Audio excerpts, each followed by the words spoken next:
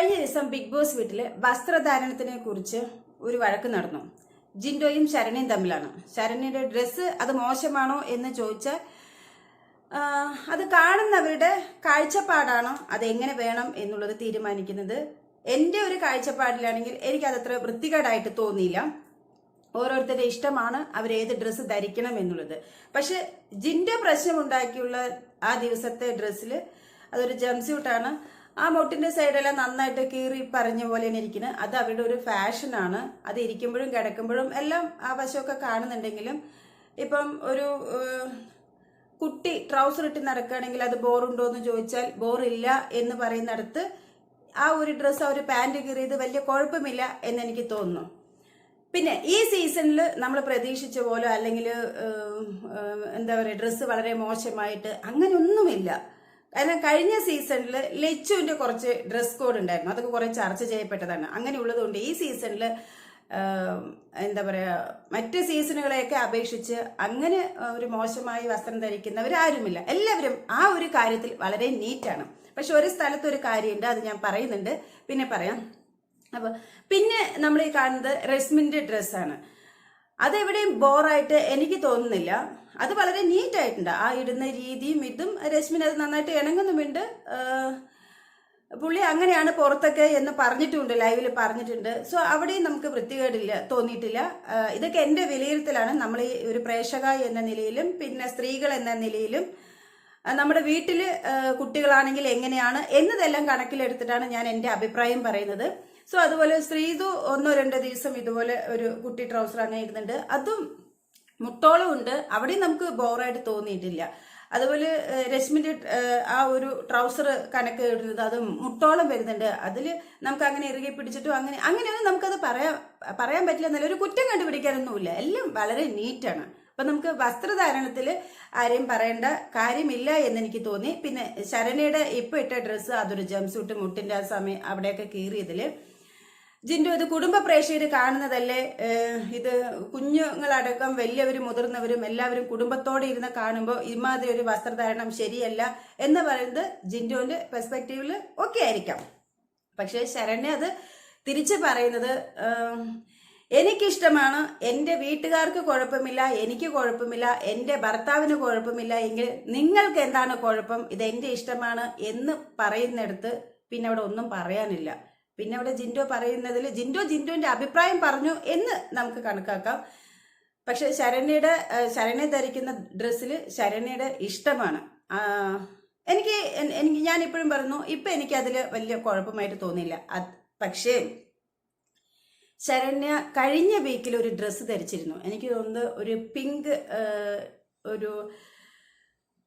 ഒരു ടോപ്പും അതുപോലത്തെ ഒരു പാൻറ്റും നല്ല ഇറുകി പിടിച്ചിട്ട് ഒരു ഡ്രസ്സ് ധരിച്ചിട്ടുണ്ടായിരുന്നു.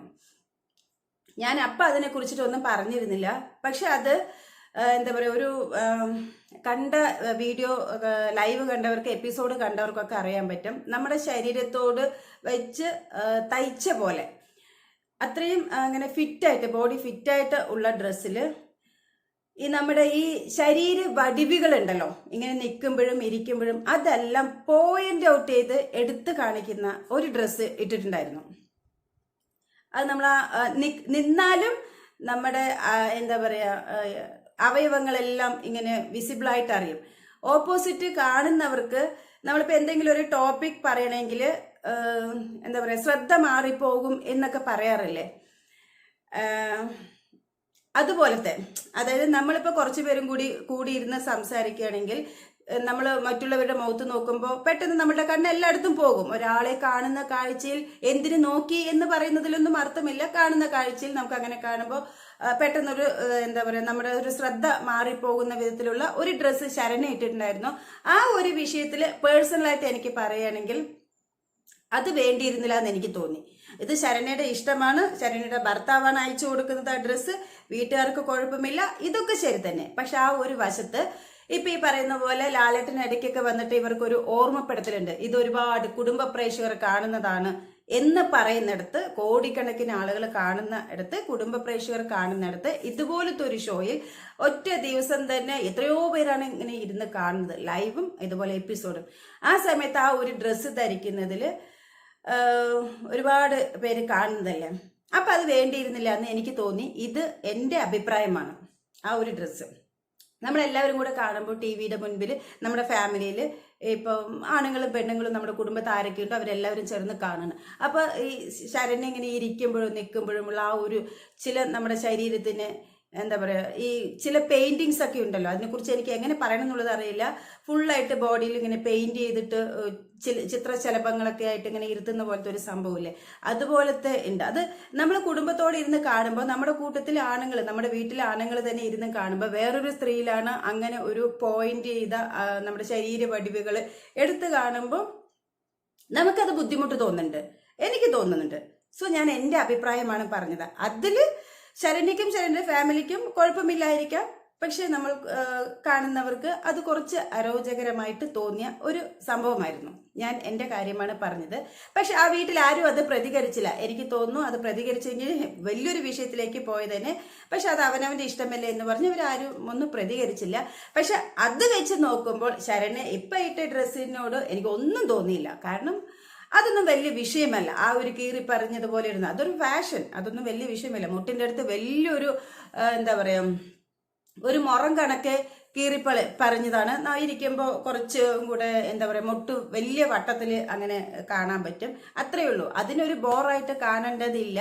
പക്ഷെ ജിൻഡോ ഇവിടെയാണ് പറഞ്ഞത് ഇത് കുടുംബ പ്രേക്ഷകർ കാണുന്നതല്ലേ എന്നുള്ളത്. ഒരുപക്ഷെ വേണമെങ്കിൽ അത് ഓർത്തിട്ടൊക്കെ ആയിരിക്കാം.